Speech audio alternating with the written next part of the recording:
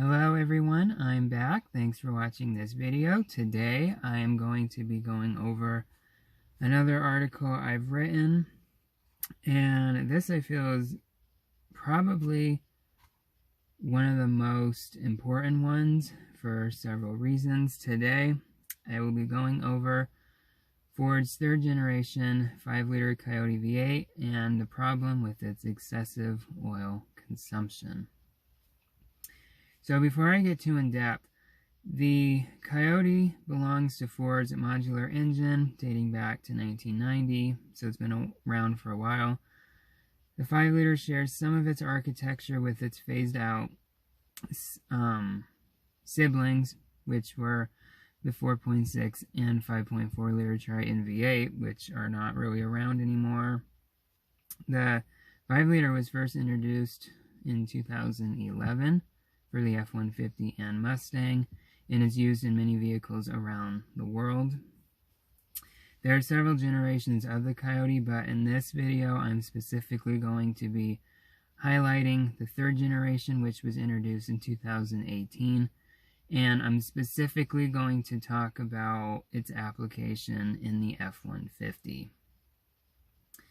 So, the third generation, it saw a few changes compared to the second gen, most notably the addition of port fuel injection on top of the direct injection it already has.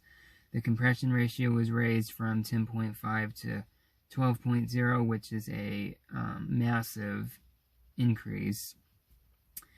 And they also did something I've never heard of before. They got rid of the, in this case, cast iron cylinder bore liners, and they used a spray-on bore liner, which eliminated the need of the cast iron bore liners. And these changes were also applied to the Mustang as well. And previous Coyote generations, they used the sleeve cylinder bores, and as far as I know, most of Ford's vehicles, pretty much if not all of them, also use normal cylinder bores. So, with this engine, Ford utilizes the manufacturing process called plasma transferred wire arc, or PTWA, thermal spraying. And basically, that is spraying a plasma coating onto the raw aluminum bore of the block. This process, this manufacturing process, Ford also does it to their high-performance 5.2-liter Voodoo V8, but that is actually performed by a German company overseas, and it's very expensive. So with the F-150 and the Mustang, Ford wanted to do it cheaper, so they also do this process themselves at a reduced cost.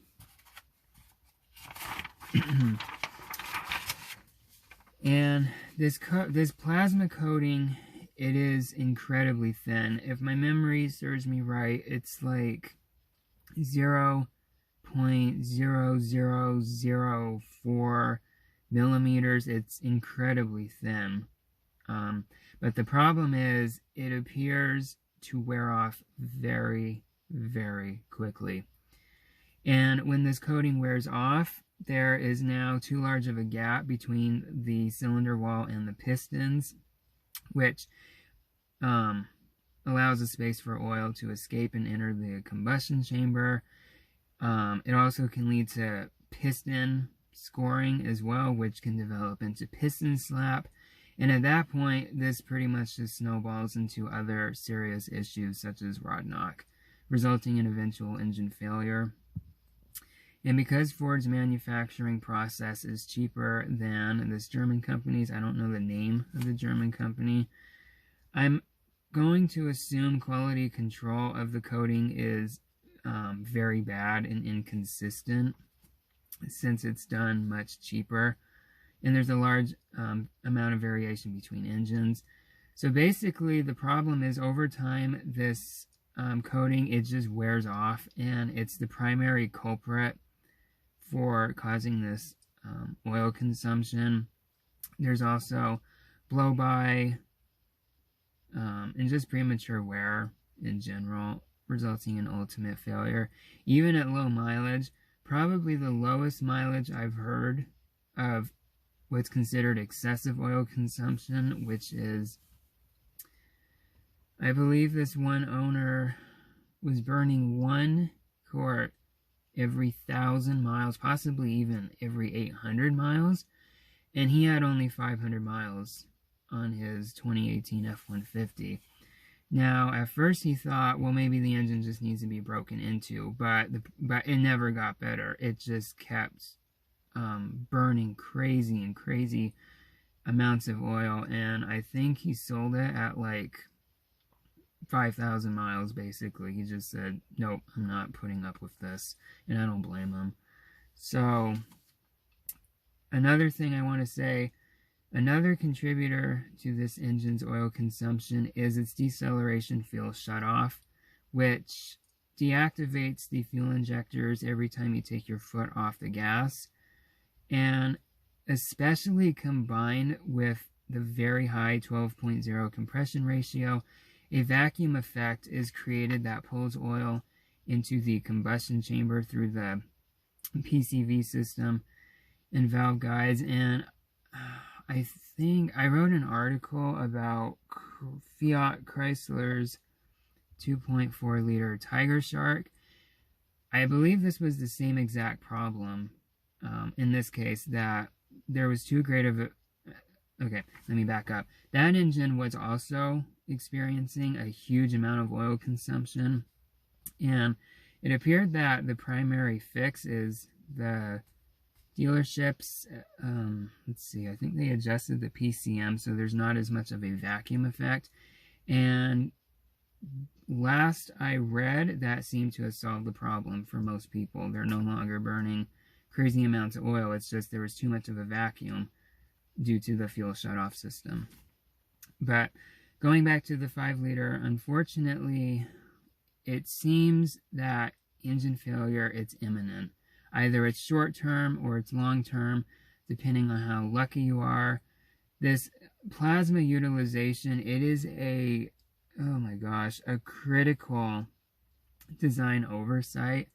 I honestly don't know how the engineers wouldn't think it would wear off. Maybe they didn't anticipate it would wear off this quickly. Yeah, and also once it wears off and once piston scoring develops, if there's enough piston scoring, the entire, I believe, the block has to be replaced. It's very difficult to try to repair that. If it gets very, very bad, you just got to replace the engine at that point because it wears off. And Ford will replace the engine for owners who've experienced complete failure as a result of this consumption problem, but they're only going to put in another, 3rd Gen Coyote V8 with the same spray-on bore liner. So, in other words, the replacement engine that they're putting in is the exact same engine that's being replaced. So, there's really no gain at all to the owner, and the same issue is just going to occur, and it's basically just a perpetual replacement of engines until they, I believe, get rid of the plasma coating and just go back to the normal bore liners. And when it comes to engines experiencing issues, sometimes there are things people can do to mitigate the problems or prevent them altogether. That doesn't seem to be the case, unfortunately. It's just the plasma coating. It's just a serious oversight, and that's something owners can't do. So, as far as I'm aware, there's nothing you can do to fix this problem. It is just a fatal design flaw. And until Ford goes back to using traditional bore sleeves, if you're thinking about buying this engine, I would say stay far, far away from it. And Coyotes in general have had their fair share of problems, whether it's the 1st-gen or the 2nd-gen. I have heard cases, you know, of knocking, pinging, rattling, stuff like that. So personally, for me, I would not buy one, just overall. I don't think, especially the 3rd-gen, I don't think it is built to last, and I just think it's a lemon, at least for the 3rd-gen. I know that there are a lot of guys out there who, they love their Coyotes. They talk very highly of it. I guess what I'm trying to say is, some people, if you're watching this, you might get butthurt or something. You might be a Coyote fanboy, but I'm just reporting the facts. So I'm sorry if you get butthurt by what I say, but just get over it. These are the facts. So the engine has problems, whether you like it or not. Anyway, so it's also worth mentioning that I believe 2021, or maybe for the 2022 model year, Ford has released the 4th-gen 5-liter Coyote, which is designed around the 3rd-gen. Unfortunately, they did not learn their lesson. They are still utilizing the plasma wire arc technology. In addition, they're also adding in cylinder deactivation, which that will only create another host of issues on top of the problems this engine already has. I mean, all you have to do is just look at GM. GM had a huge problem with oil consumption as a direct result of their cylinder deactivation. I believe they call it active fuel management or something. That pissed off a lot of people. Yeah, so I am very surprised that they are using this technology. I know that Honda, their J Series V6, which I did write an article about that, I think most commonly the 3-liter and the 3.5, that too has a significant problem with oil consumption as a result of the cylinder deactivation, which in Honda's marketing, they refer to it as variable cylinder management.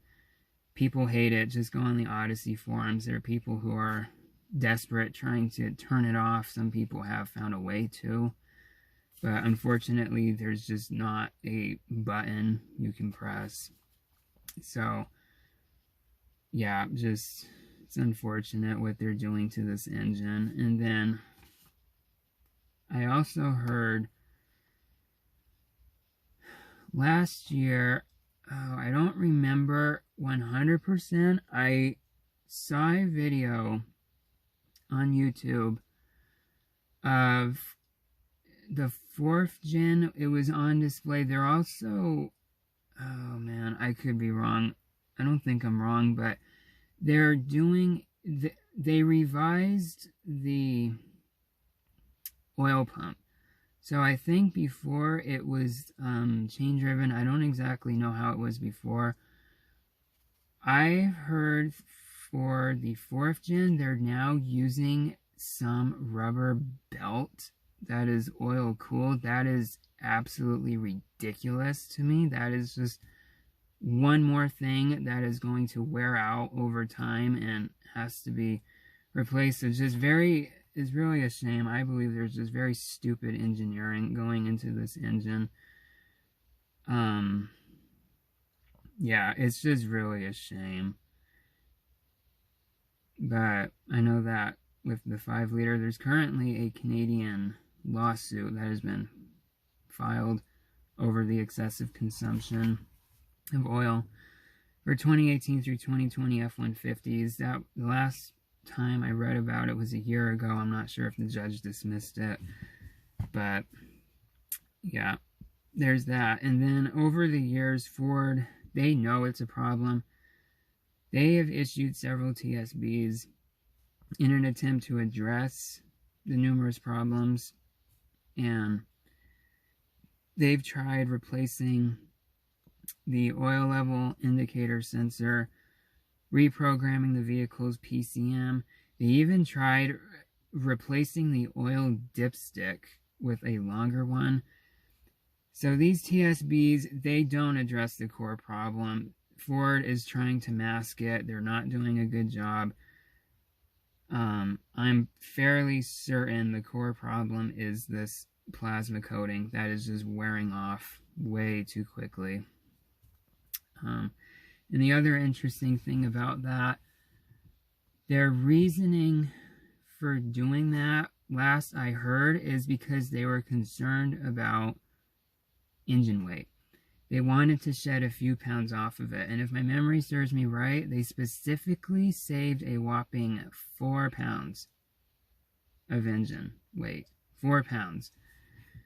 By eliminating those cast iron sleeves, which probably translate to 1/20th of a mile per gallon better. I mean, 4 pounds, that's like nothing. That has like literally zero impact on fuel economy.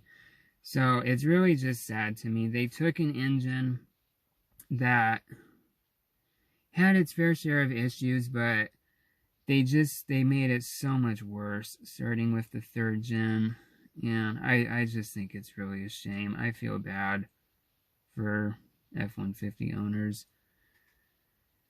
I really do. They really have ruined the long-term reliability. Even the short-term reliability, it's tanked. And Ford, they don't want to admit it. They don't want to do anything about it. But it's a shame. It really is. And just kind of my last notes here. Before we bought our 2018 F-150, which I made several videos on over the years, which we bought it in February 2020. So the 5-liter oil consumption complaints were just starting to come out. There weren't as many back then as there were now. So of course, before we buy any vehicle, I always do significant, long, tedious Google searches of problems, and literally the very first one that came up was the oil consumption problem. And I'm very grateful. I read about it. I had no idea it was as bad as like burning 1 quart every 800 miles or something. That is just absolutely ridiculous. These owners are constantly adding oil to their F-150. And that is when I learned the company did away with traditional cylinder bore sleeves and instead used the stupid plasma coating that does not work. And it was actually because of that, that's one of the reasons why we went with the EcoBoost V6, the 3.5 liter. It doesn't use the plasma coating. And I'm not saying the EcoBoost is flawless. It is not. They have their fair share of problems, especially cam phasers. The whole cam phaser saga with the 2nd gens. And currently, we actually have 2 EcoBoosts currently. We have the F-150 with the 3.5 liter, and I'm sitting in a 2018 Lincoln MKC with the 2 liter. So yeah, so again, EcoBoosts are not perfect. I'm not saying they're perfect, but Ford had a lot more common sense when designing them. And I guess kind of some final notes is the 5-liter Coyote, not the 3rd gen, but the 1st and 2nd gens, they do have the potential to be relatively reliable. I have seen some that have 150, 200,000 miles. So they're not horrible. At least the ones with the normal sleeves instead of the plasma coating. I know someone who has a 2015, which I talked to him last year. He had 75,000 miles at the time, and he told me he doesn't really have any problems with it, but it does burn 1 quart of oil every 4,000 to 5,000 miles, where our EcoBoost doesn't burn a drop of oil. So I don't know. I don't know if Coyotes have just loose tolerances. I don't know if how different the vacuums are. I don't know. To me, they just don't seem to be built very well. I mean, personally, I kind of wish, as many problems as Triton engines had, I kind of wish they were still around today. Though I don't think oil consumption was one of the issues with them. And let's see here.